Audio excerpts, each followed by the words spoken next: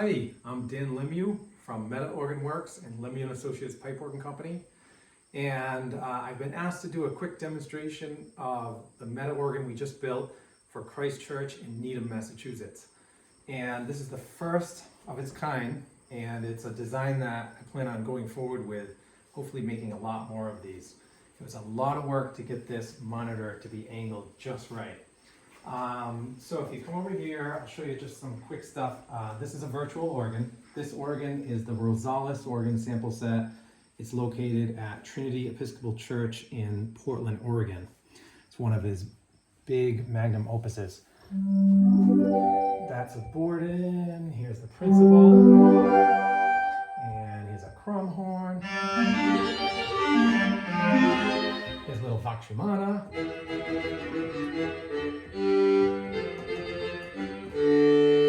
And for fun, the Celeste.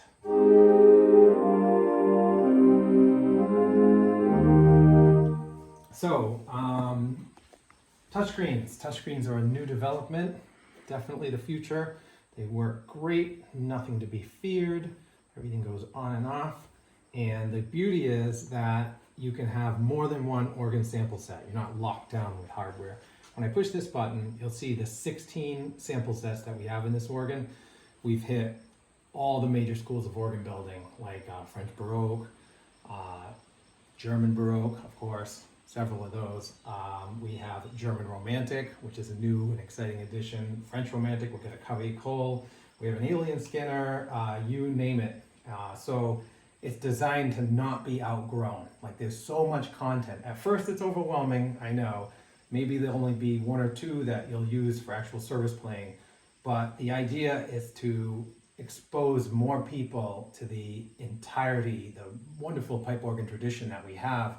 And, you know, with virtual organ building, that's its greatest attribute. So I am going to show you a few more technical things. We've done a universal combination system.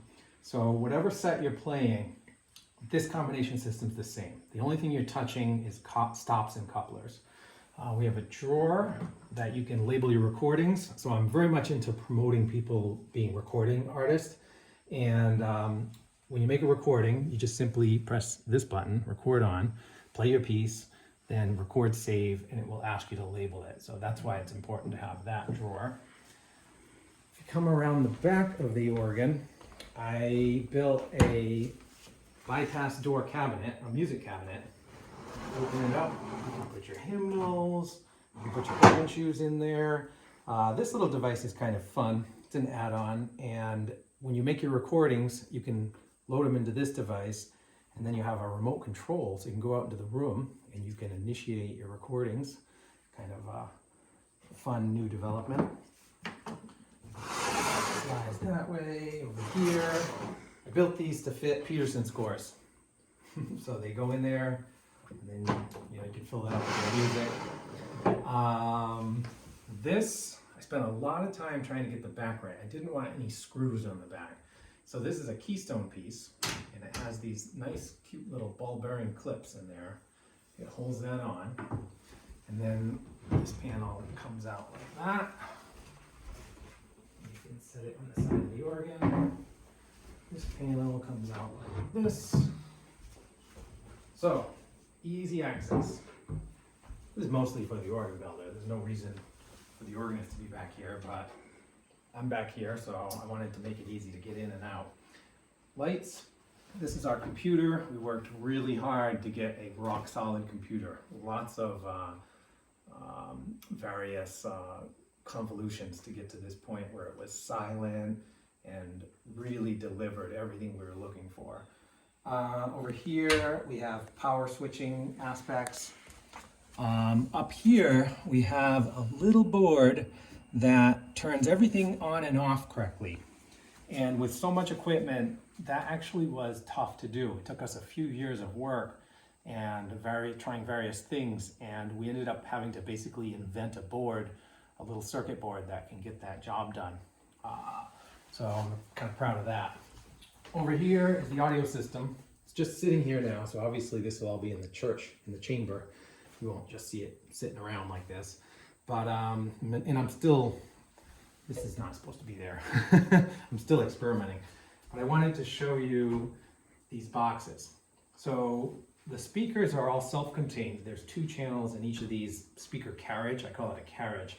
But I wanted to find a way that I could quickly adjust the direction and the angle of the speakers, because I found in past installations that the direction, what you do with the speakers in the chamber is huge. It can make or break the sound of the organ.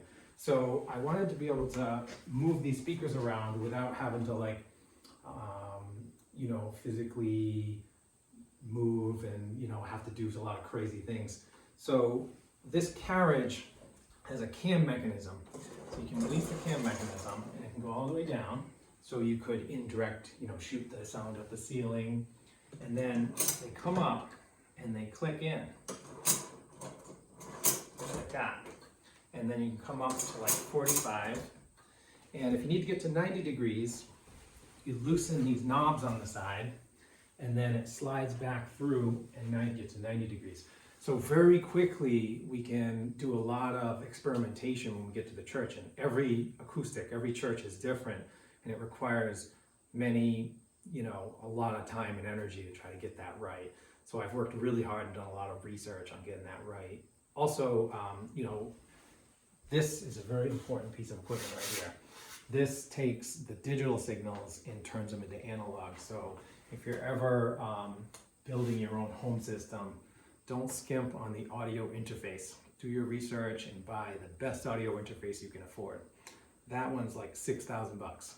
So, and it's top of the line. So I'm excited to be able to work with like really good audio. You know, these speakers, I've done much research, and these are the best speakers I've come up with, I've ran across so far. All right, thank you. Thanks for listening. Take care.